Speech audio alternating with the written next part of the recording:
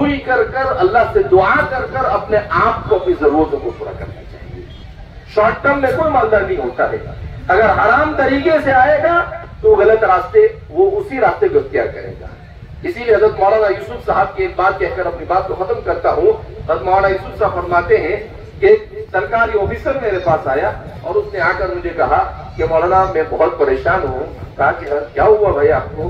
कहा कि मैं जिस जमाने में सरकारी ऑफिसर था उस जमाने में बहुत रिश्वत खाई मैंने, ये किया वो किया। कहा उसका अंजाम ये हुआ कि अब मेरे यहाँ पर बच्चे पैदा हुए, एक लूला है, एक लंगड़ा है, एक अंधा है, एक भी अच्छा है। कहा अब मैं बुढ़ापे में मुझे खिदमत की जरूरत है, मैं अपनी खिदमत के लिए दूसरों का मोहताज हूं मगर मुझे उनकी खिदमत करनी पड़ती है।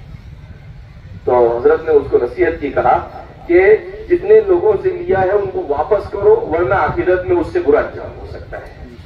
तो इसलिए इंसान को जो भी चीज सही तरीके से इस्लामी तरीके से कमाने की कोशिश करे, इस्लामी अखलाक को इख्तियार करने की कोशिश करे, अल्लाह की जात से उम्मीद है। अल्लाह फरमाते हैं वही तस्बिरु व तत्तकू ला यदुर्रुकुम कैदुहुम शैया, अगर तुम सब्र से काम लोगे, तक़वा वाली जिंदगी इख्तियार करोगे, दुनिया की कोई चीज तुम्हें जर्रा बराबर नुकसान नहीं पहुंचा सकती है।